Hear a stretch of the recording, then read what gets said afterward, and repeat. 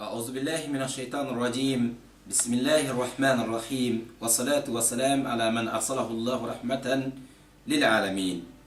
Chers frères et sœurs, chers auditeurs de la 95 FM, aujourd'hui 20 janvier 2018, Inch'Allah Ta'ala, à la radio Nour Libreville Gabon, et nous avons Inch'Allah débuté il y a cela 2 semaines l'histoire de Khalid ibn Walid, Inch'Allah, dans le cadre de votre émission As-Sahaba les compagnons. Aujourd'hui, Inch'Allah, nous allons faire dernière partie de l'histoire de la vie de Khalid ibn Walid, Inch'Allah Ta'ala. Voilà, donc c'est très important, chers frères dans la foi, de maîtriser, de connaître la vie et le vécu des compagnons du prophète Mohammed sallallahu alayhi wa sallam. Nous sommes toujours avec Khalid, tout à l'heure sur le plateau, Inch'Allah, pour écouter ce qui nous reste à dire sur la vie de ces grands hommes. إلى اللقاء إن شاء الله. أعوذ بالله من الشيطان الرجيم.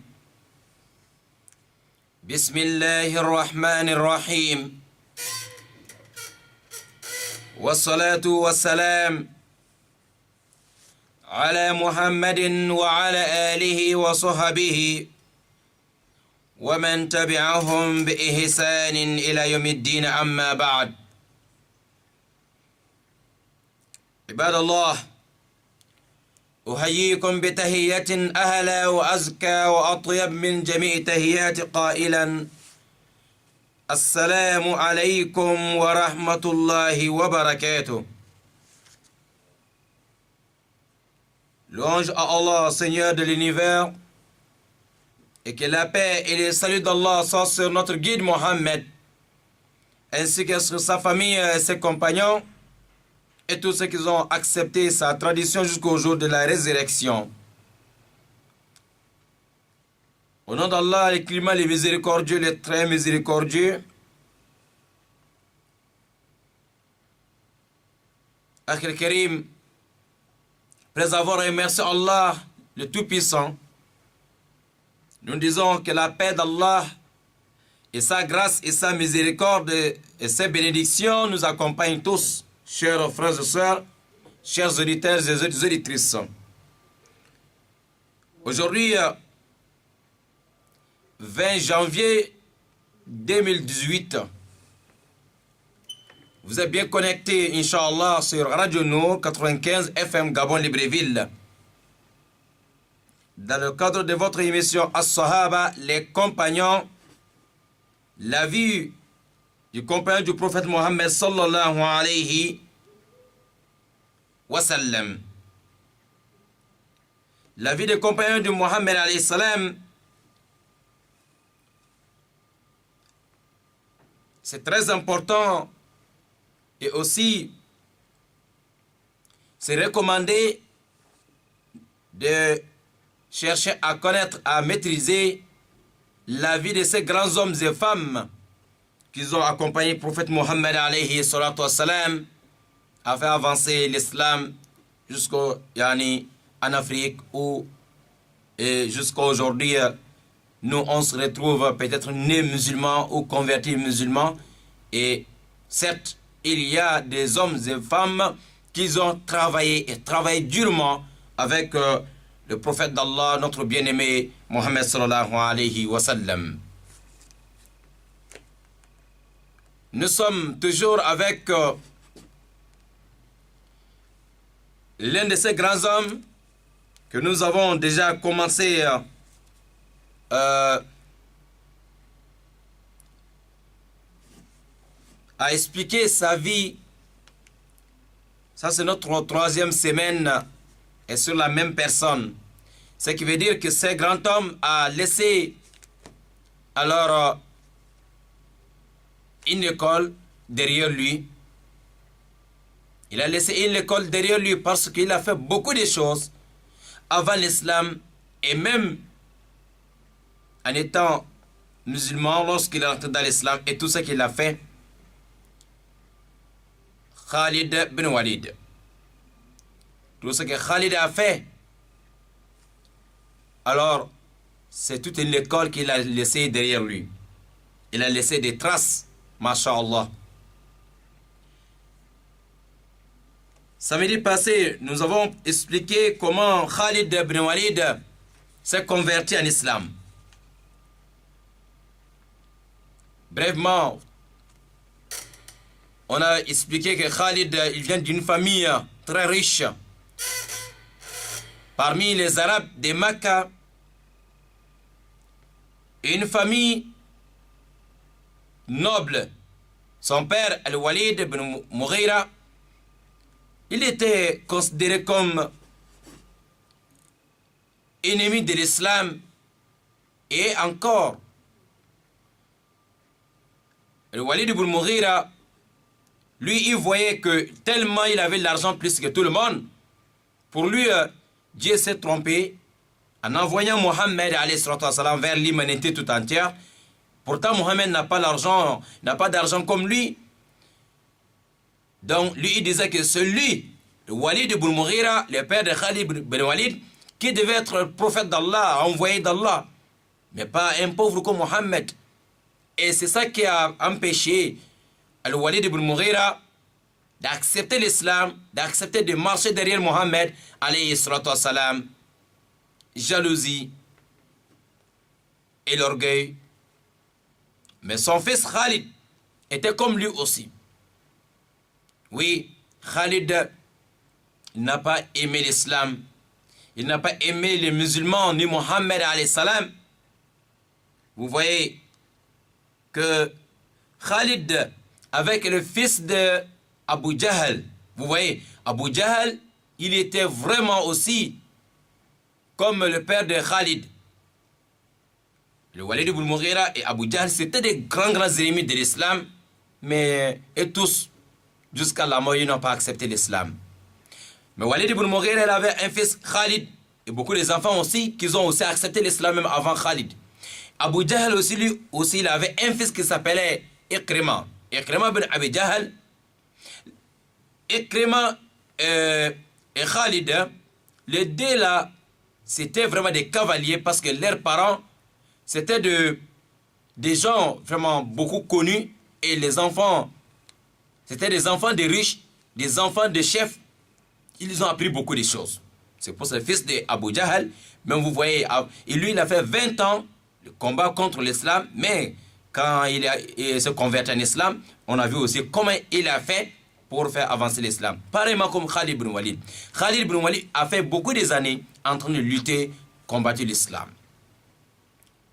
Je vous ai expliqué l'autre jour comment il s'est converti. Mais les deux, Khalid et Ikrima, quand le prophète alayhi salam, avec les musulmans, ils sont rentrés dans la ville de Mecca pour aller faire le pèlerinage à un moment donné. Il y a le Umrah, bien sûr. Khalid et Ikrima, ils ont quitté la ville de Mecca pour 4 jours parce qu'ils ne veulent pas voir les musulmans à l'intérieur de la ville. Tellement ils ont la haine contre l'islam et contre les musulmans, ils ont préféré de voyager même. Parce qu'il y avait un accord entre les Quraysh de Mecca, parce que la première année, ils ont empêché Mohammed avec 4000 personnes à l'endroit qu'on appelle Al-Hudaybiyah.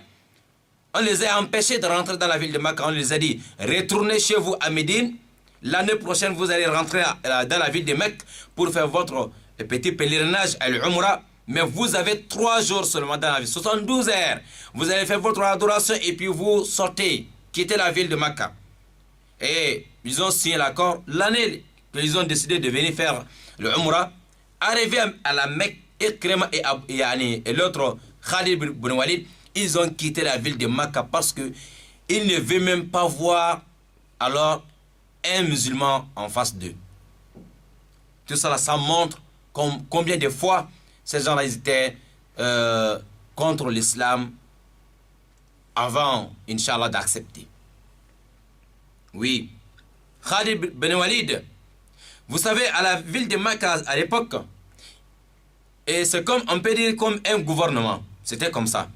C'est-à-dire, vous allez trouver une famille qui s'occupe de la sécurité de la ville. Lorsqu'on veut parler de la sécurité de Mecca, il y a une famille, on va les consulter, ou tout ce qui concerne la sécurité, ou organisation de guerres, de batailles, tout ça là, on peut dire comme ministère de l'Intérieur ou ministère de la Défense.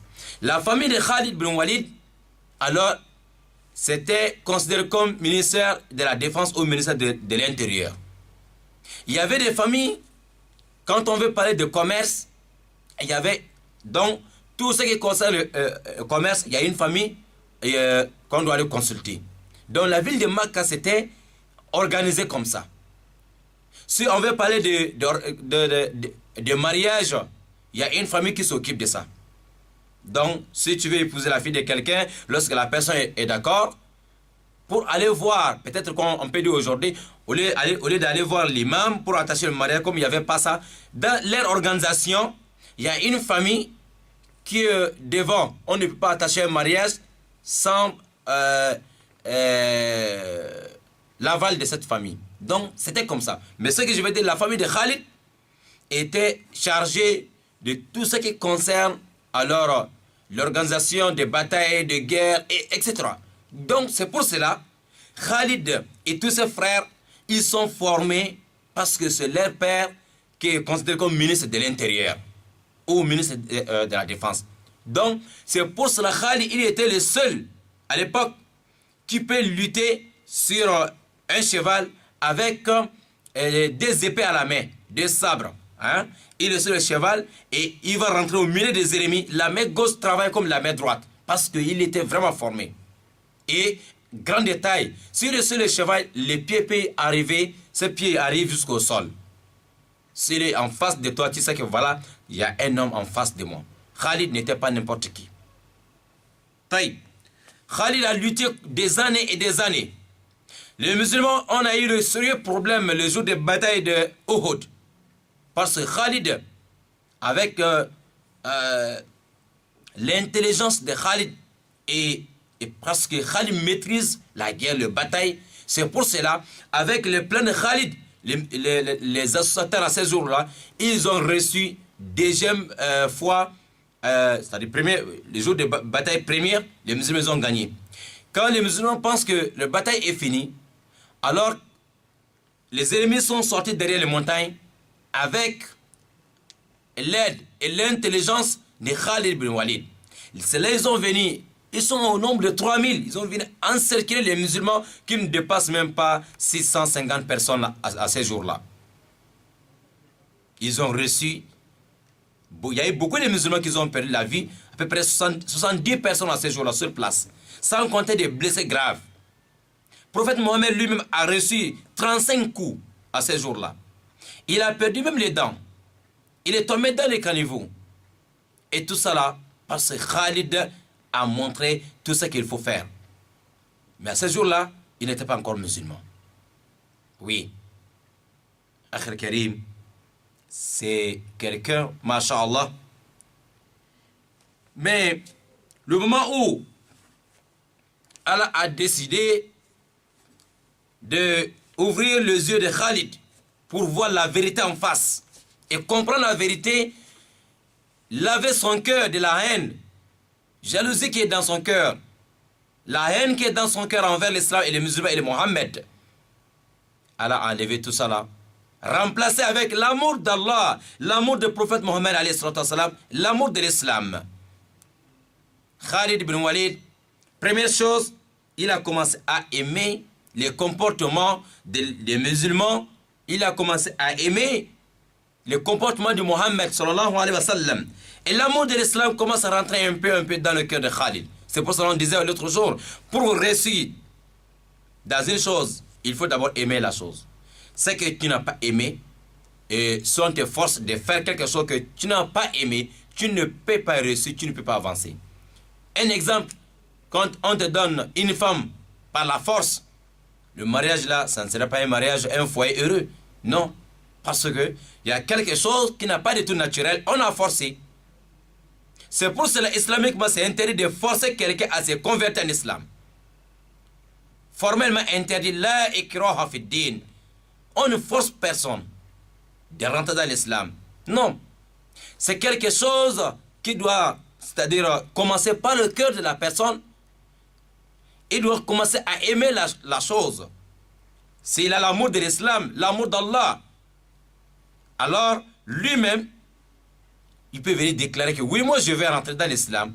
Maintenant, on va lui accompagner. Comment faire la prière, comment faire ça. Mais on ne peut pas, ce n'est pas recommandé de pousser, de forcer quelqu'un d'accepter l'islam. Non.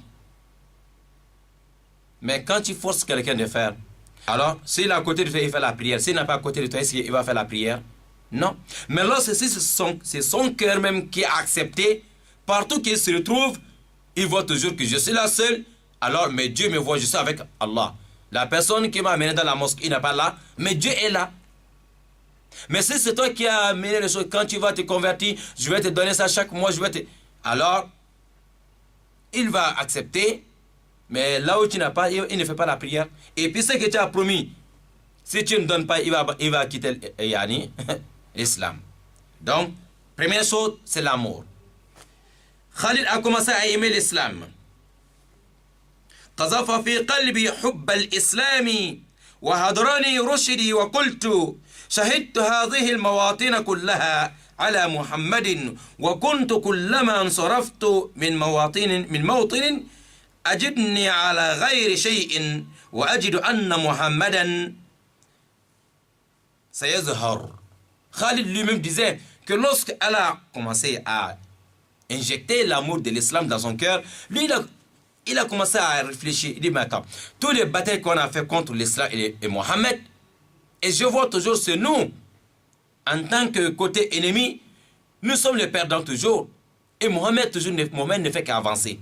L'islam a commencé avec lui. Même jour, sa femme Khadija a accepté. Le même jour, son ami intime depuis l'enfance, Abu Bakr Siddiq a accepté. Le même jour, Ali ibn Abi Talib a accepté. Le même jour, Zayd ibn Haris a accepté 4 personnes qui sont rentrées dans l'islam dès le premier jour. Et arrivé jusqu'à 10 personnes, 30 personnes, arrivé 40, Abu Bakr Siddiq, Omar ibn Khattab. Omar, avec Khalid, ils ont à peu près même âge, mais Omar est un peu âgé plus que Khalid.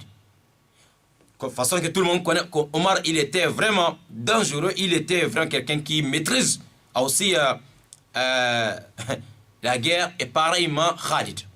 C'était des gens à peu près même âge. Omar rentre dans l'islam, et l'islam, les musulmans sont maintenant 100 personnes, 200 personnes, on arrive jusqu'à 1000 personnes. C'est là Khalid voit que non, cette affaire ne fait qu'avancer. Et les gens qui sont rentrés dans l'islam, on n'a jamais vu une personne qui dit que non, moi j'étais là-bas, mais je suis sorti. Non. Toujours les gens ne font que rejoindre alors les musulmans. Moi, Khalid, je suis qui est où dans tout ça là. Jusqu'à, comme je vous ai dit la fois dernière, Mohammed alayhi salam, il pose la question au frère de Khalid, mais ton frère Khalid est où? Il dit, ah, Khalid est toujours là-bas. Mohammed dit, mais je pense que Khalid, il est intelligent, il est sage, il a une sagesse que Dieu a donnée à cet homme-là. Je ne sais pas par comment, jusqu'à aujourd'hui, lui ne voit pas la vérité en face. Tout le monde est en train d'accepter. Mais je pense que lui, il devait accepter l'islam depuis parce que lui, il voit loin. Alors son frère a écrit ces quelques mots, il a envoyé à Khalid, que Mohammed, il fait le commentaire sur toi, et il demande auprès de toi, après toi, et il dit même que si Khalid nous rejoint ici, un jour, alors on va lui donner une grande place parce que tout ce qu'il est en train de faire, je connais la place et la capacité de Khalid. Ça veut dire qu'un jour qu'il va accepter l'islam, il sera aussi parmi les chefs parce qu'il maîtrise beaucoup de choses. Et c'est ça qui va aussi arriver. Lorsqu'on a dit ça à Khalid, que Mohammed a dit tout ça là, Khalid voit, mais on a fait combien? C'est à cause de mon travail que Mohammed a réussi 35 coups le jour de Uhud, bataille de Uhud. Et c'est le même Mohammed qui fait tous ces commentaires là sur moi. Et c'est à cause du travail que j'ai fait le jour de bataille de Uhud. Il y a eu beaucoup de musulmans qui sont tombés sur les champs de bataille. Alors, le même Mohammed ne cherche pas à se venger contre moi, mais il fait encore des commentaires sur moi. Il dit non, Khalid, il est temps que tu ouvres les yeux alors pour accepter l'islam. Khalid, maintenant, il a décidé de quitter la ville de Mecca pour aller maintenant à Médine. Il est parti demander quelqu'un pour l'accompagner, Safwan bin Umayya. Safwan dit non, même si les Quraysh, il reste une seule personne, même si tout le monde devient musulman, que ça reste seulement moi seul, Safwan, je ne peux pas accepter l'islam. Ok, Khalid a laissé. Khalid est parti voir aussi les fils d'Abu Jahl, Ikrima. Il lui dit la même chose. Ikrima dit jamais. Mon père a combattu Mohammed jusqu'à son dernier jour. Vous savez, le père d'Ikrima a gagné la mort le jour de bataille de Badr. Ikrima a continué encore 20 ans de combat contre Mohammed. Ikrima dit jamais moi je ne peux pas accepter l'islam. Maintenant c'était faux. Après il a accepté aussi. Masha'Allah. Khalid a laissé. Khalid il avait son ami intime, les gardiens de Al-Kaaba à l'époque avant l'islam. Responsable, c'est-à-dire celui qui avait la clé d'Al-Kaaba. Autrement dit aujourd'hui, gardien d'Al-Kaaba, c'était ami intime de Khalid ibn Walid. Khalid dit, je vais aller dire à mon ami de m'accompagner. Il s'appelait Othman bin Abi Talha. Othman bin Abi Talha, celui qui était le gardien d'Al-Kaaba, la maison sacrée d'Allah, Inch'Allah.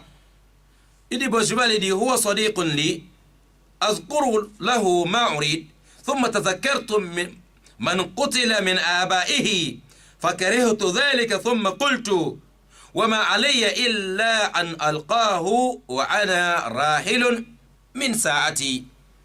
Après lui, Khalid dit bon, au lieu d'aller voir mon ami, et je me souviens, lui aussi il a perdu quelques parents les jours de bataille de Badr contre les musulmans, donc peut-être je vais lui dire de m'accompagner, on va aller voir Mohammed à Médine.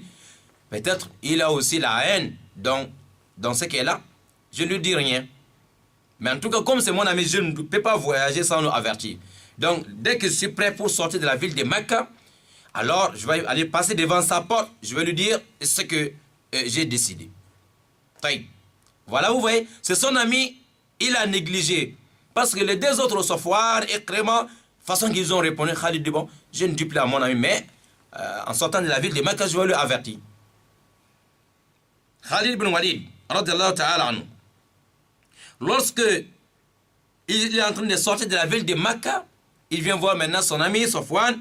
C'est là il pose la question. Safwan lui pose la question, tu parles? Il dit non, j'ai décidé de rejoindre Mohammed et les musulmans à Médine. Safwan, son ami Othman bin Talha, il dit non, attends-moi Khalid. Tu es mon ami et tu ne peux pas me laisser. Alors, une bonne chose comme ça que tu as trouvé et puis tu vas me laisser. Non, on va aller ensemble. Qui va rester derrière? Non. Subhanallah. Voilà, c'est cet homme-là même qu'il avait négligé. Lui aussi, alors, il est rentré dans la maison, organisé les valises, tout. Alors, les deux sont maintenant sur le chemin pour aller à Médine. Ils vont marcher vers 3 h du matin. Ils vont sortir maintenant de la ville de Makkah, prendre le désert pour aller maintenant à Médine. Chers frères et sœurs dans la foi, nous sommes le 20 janvier 2018. Et sur la route, ils vont encore tomber sur troisième personne, Amr ibn al-As. Amr ibn al-As, lui, c'est à 3 h du matin, lui, il est seul dans le désert en train de marcher pour aller à Médine. Khalid et son ami Talha, Othman ibn Abi Talha, ils viennent trouver Amr. Amr, allez là, tu fais quoi ici? Amr dit aussi, mais allez là, vous deux là, vous faites quoi ici? Ils ont dit, en tout cas, nous, on a décidé de rejoindre Mohammed à Médine. Amr ibn As, lui aussi dit, c'est la même chose qui m'a fait sortir de la ville. Donc, allons, les 3 menaces sont sur la route. Arrivé à la rentrée de la ville de Médine, voilà, le frère de Khalid ibn Walid, radiallahu ta'ala anhu majma'in, il est sorti pour accueillir, pour annoncer la bonne nouvelle à Khalid. Depuis hors de la ville, il a vu Khalid. Khalid, mais pourquoi tu es hors de la ville? Il dit non, parce que Mohammed nous a annoncé tout de suite la bonne nouvelle que vous trois, vous êtes sur le chemin en train de venir à Médine pour rentrer dans l'islam. Subhanallah. Qui avait dit à Mohammed, qui avait téléphoné à Mohammed que les 3 sont en train d'arriver? Khalid et Othman bin Abi Talha et Amr ibn al-As. C'est Allah qui a envoyé l'ange Gabriel pour dire que voilà 3 grands hommes. Parmi les grands ennemis de l'islam, ils sont sur la route. Dans quelques heures, ils vont arriver à Médine. Le frère de Khalid qui était musulman depuis, lui il est sorti alors pour aller annoncer la bonne nouvelle à Khalid ibn Walid. Et Khalid il était encore content et très content lorsqu'on lui dit que Mohammed est pressé de voir Khalid, que Mohammed est content que tous les musulmans sont là en train d'attendre Khalid. On n'a pas dit non, voilà notre ennemi arrive, il a fait tout ça contre nous, s'il arrive ici on va se venger contre nous. Non, tout le monde était content d'entendre cette nouvelle de la bouche de Mohammed que Khalid est en train d'arriver. Khalid, masha'Allah, dès qu'ils sont maintenant devant Mohammed sallallahu alayhi wa sallam, il a salué Mohammed directement. Il dit Ashhadu an la ilaha illallah wa annaka rasulullah. فقال الحمد لله الذي هداك قد كنت أرى لك عقلا ورجوت ألا يسلمك إلا للخير. ومنذ ذلك اليوم أقبل خالد بن الوليد على الإسلام بقلبه ولبه وجعل يندم على ما فرط من أيامه السالفة فقال ذات مرة يا رسول الله قد رأيت ما كنت أشهد من تلك المواطن معاندا عن الحق فادعو الله أن يغفرها لي. فأجابه النبي صلى الله عليه وسلم إن الإسلام يجب ما كان قبله. فعاد خالد يؤكد رجاءه فدعا النبي صلوات الله عليه وسلم ربه فقال اللهم اغفر لخالد بن الوليد اللهم اغفر لخالد بن الوليد كل ما سلف منه من صد عن سبيلك. Khalid, en face de Mohammed, il dit j'atteste qu'il n'y a de Dieu digne d'adoration qu'Allah et que toi, Mohammed, tu es l'envoyé d'Allah. Mohammed répond à Khalid en disant Ya Khalid, je voyais ça depuis. Je savais l'intelligence que Dieu t'a donnée, que tôt ou tard, tu vas accepter la vérité. C'est ton bonheur seulement que j'ai souhaité depuis, Ya Khalid. Oui. Khalid dit à Mohammed, Ya Rasulallah, depuis à ce jour-là, que Khalid a accepté l'islam avec son cœur sincère et avec tous les membres de son corps qui a accepté l'islam. Khalid continue à regretter tout ce qu'il a fait contre l'islam et contre les musulmans.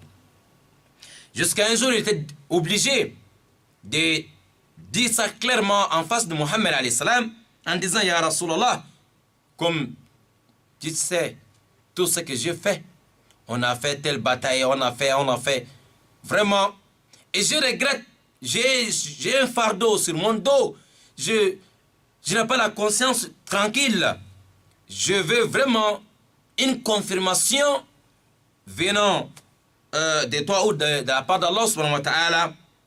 Je veux savoir est-ce que Allah a pardonné tout ce que j'ai fait contre l'islam. Parce que là, je ne suis pas tranquille. Mohammed dit à Khalid, Inna l'islam yajubbu ma kana qabla.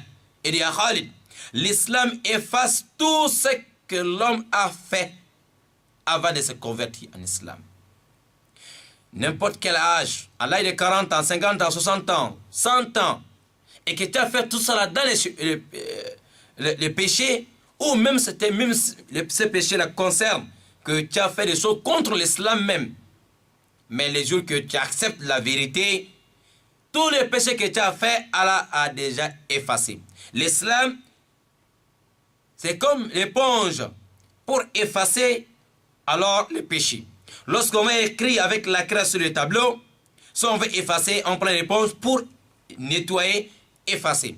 Donc lorsque quelqu'un accepte l'islam, tout ce qu'il a fait avant ce jour-là, alors tout c'est pardonné par Allah, par notre Créateur. Oui, un grand cadeau pour le nouveau converti. Oui, un grand cadeau que Allah a réservé pour celui-là qui ne connaissait pas la vérité, pour celui-là qui était dans une autre religion. Mais aujourd'hui, il voit que non, il faut que je me convertisse en islam. Mon frère, ma soeur, tout ce que tu as fait avant ces jours, il faut savoir que Dieu t'a pardonné tout.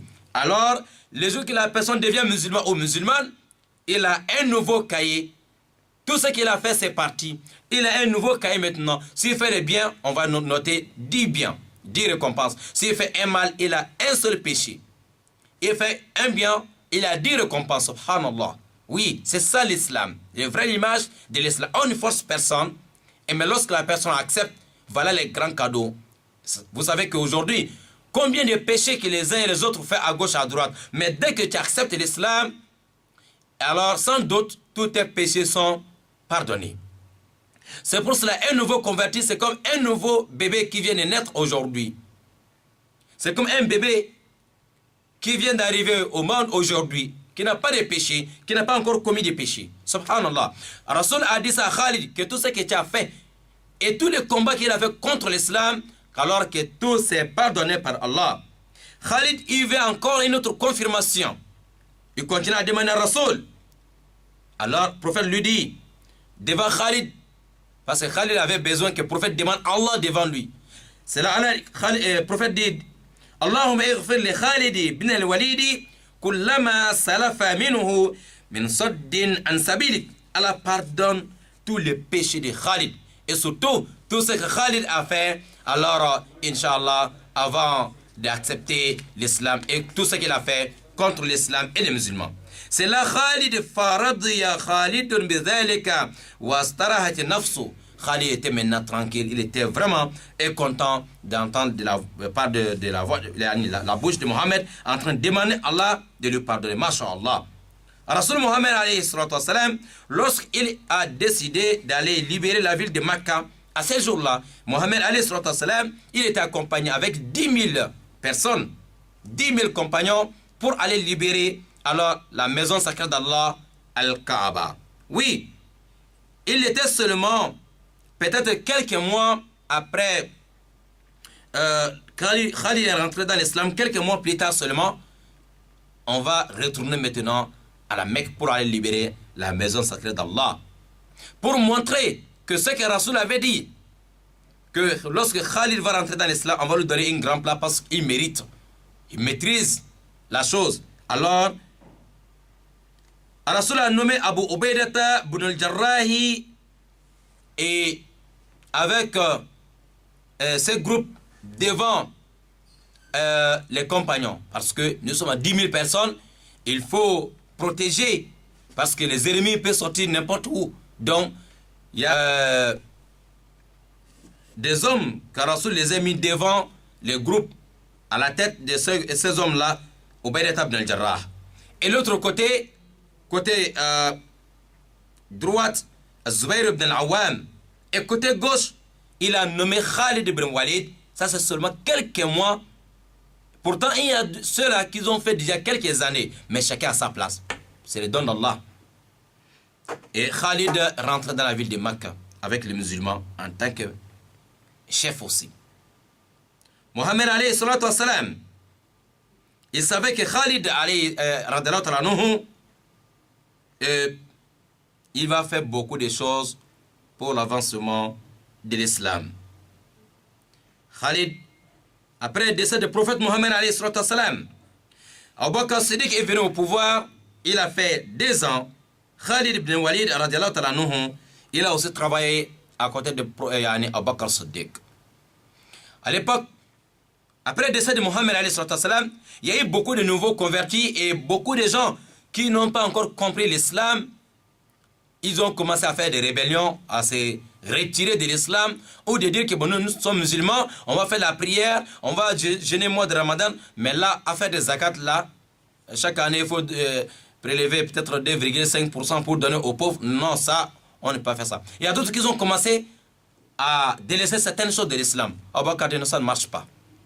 Alors, et jusqu'à arriver, il y avait un monsieur qui s'appelait Musaylim al-Kadhab, qui s'est autoproclamé depuis avant le décès de Mohammed, qui disait que lui aussi il était prophète.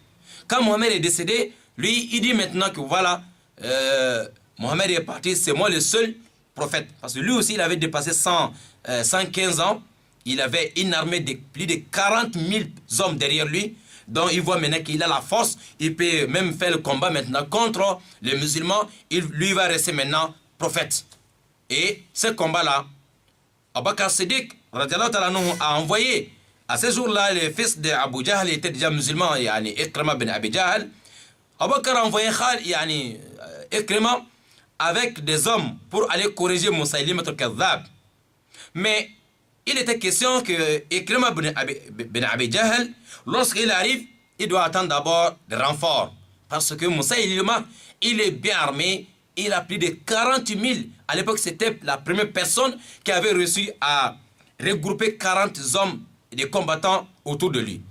Alors, Abakar dit à Ikrima d'attendre d'abord, il va envoyer des renforts. Ikrima, lui, c'était quelqu'un comme Khalid. Il était chaud, il était vraiment, il n'a pas peur.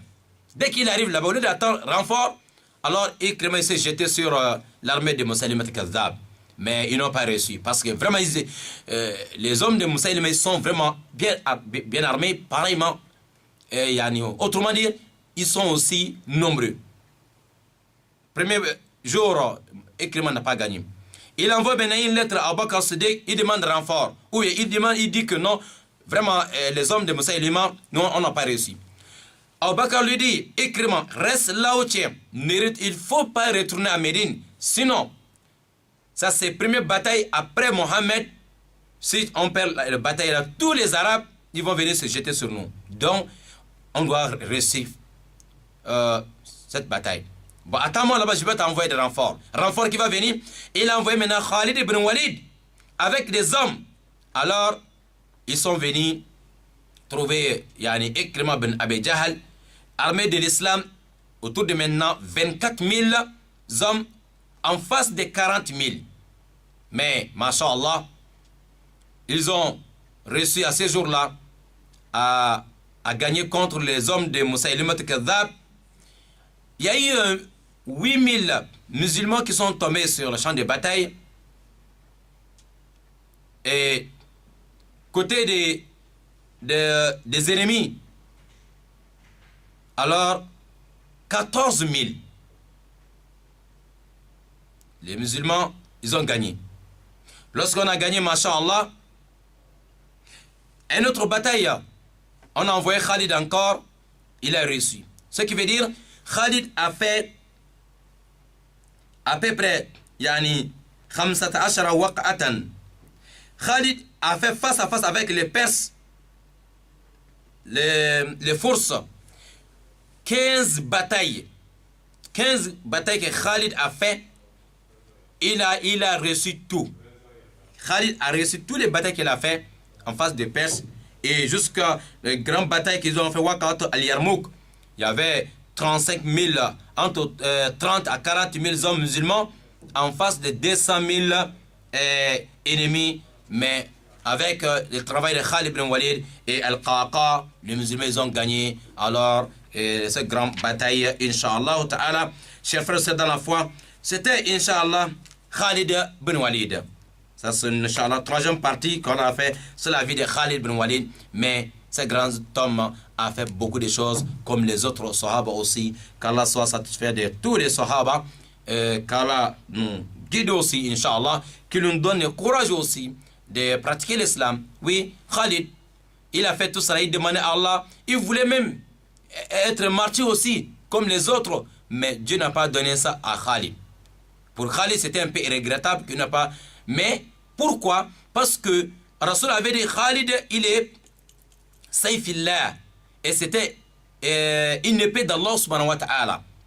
Alors, si Khalid est nommé par prophète comme épée d'Allah, comme arme d'Allah contre les ennemis, mais qui peut gagner contre Allah subhanahu wa ta'ala? Personne. Donc c'est pour cela, c'est pour cette sagesse que Khalid est décédé sur son lit, voilà, au cours d'une maladie, mais pas sur le champ de bataille. Oui. Mais Khalid, avant le jour de son décès, tu ne peux pas alors mettre sur le corps de Khalid, peut-être, je vais dire, chaque partie du corps de Khalid, c'était des blessures, des crasses, et tout ce qu'il a fait dans sa vie. Donc, même, il n'a pas gagné la mort sur le champ des batailles. Vous savez, Khalid a gagné avec 3000 personnes contre 200 000 personnes. Une guerre, il y a 3000 et contre 200 000. Khalid, on dit, c'est le chef de guerre. Autrement dit, le plan de guerre de Khalid est utilisé aujourd'hui dans beaucoup de pays. Beaucoup de militaires utilisent aujourd'hui le plan de guerre de Khalid ibn Walid. Voilà, ici nous allons, Inch'Allah, rendre l'antenne. Donc, samedi prochain, si Allah les travaux nous facilite, on se retrouve encore sur la vie d'un autre Sahaba, du prophète Mohammed alayhi salatu wassalam. C'est comme ça Abbas Suleiman Khalid ibn Walid est parti. Voilà, après d'avoir laissé toutes ces traces derrière lui, Inch'Allah, qu'Allah nous donne le paradis, qu'on se retrouve avec les Khalid auprès du prophète Mohammed alayhi salatu wassalam. Inch'Allah, merci à vous tous. Merci, désolé donc, il n'y aura pas des appels aujourd'hui. Inch'Allah ta'ala, merci à tous ceux qui nous ont écoutés. On se retrouve samedi prochain. وهذا وآخر دعوانا أن الحمد لله رب العالمين والسلام عليكم ورحمة الله وبركاته إلى اللقاء.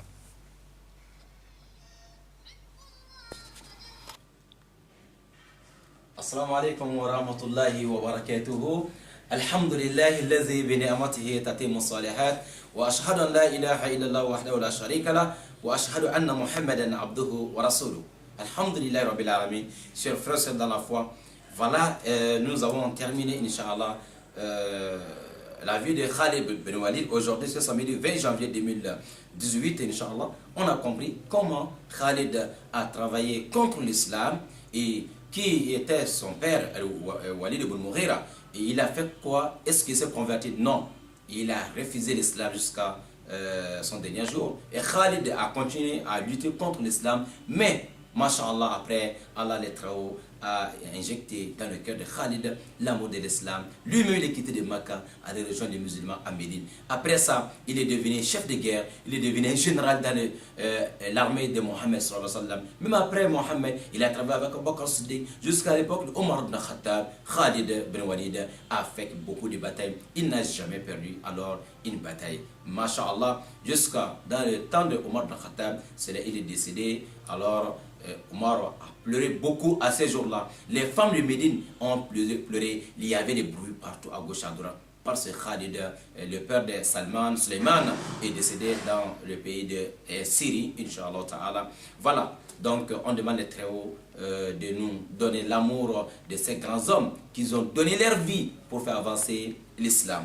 Nous, on ne doit pas se considérer comme ou considérer ceux-là comme nos ennemis. Ça fait partie de l'hypocrisie, car la foi ou l'amour de Sahaba, aimer le Sahaba, ça fait partie de Al-Iman, la foi, car on augmente toujours la foi qui nous donne le paradis avec ces grands hommes. On ne s'est pas vu ici sur la terre, mais dans le Jannat al-Firdaus, autour du prophète Mohammed alayhi salam, on sera ensemble, Inch'Allah, quand on facilite cela. Voilà, ici, derrière la caméra, votre frère Abdul Razak, Inch'Allah, qu'Allah vous récompense. Un grand salam et un grand remerciement, Inch'Allah, auprès des autorités du Gabon, Inch'Allah. Qu'Allah les guide, qu'Allah les facilite, Inch'Allah, les choses, les affaires du pays, Inch'Allah. Et aussi les autorités de l'islam. Voilà, à la tête, nous avons Conseil supérieur des affaires islamiques du Gabon et son président aussi, Inch'Allah, son excellence Imam Ismail Hussein Oussa. Voilà, aussi notre remerciement, notre encouragement et notre grand salam aussi auprès du Conseil spécial des raïs de la communauté musulmane du Gabon, son excellence M. Ali Akbaro Onanga, Yobege, Inch'Allah. Et pareillement, un grand salam auprès de la direction générale des radios et télénours du Gabon. Nous avons notre DG, directeur général, M. Issa Abesselo, et tous ceux qui sont autour de lui, M. Ali Rajouma et M. Youssouf Zengi, M. Issa Zengi, et M. Abdul, et M. Inch'Allah, Issa Mifan, et tous les techniciens, et toujours, et celui-là toujours qui est là auprès de nous pour nous aider à réaliser toutes ces émissions, Inch'Allah. Abdul Razak. Un grand salam à vous tous qui nous regardent partout dans le monde. Il est le cas.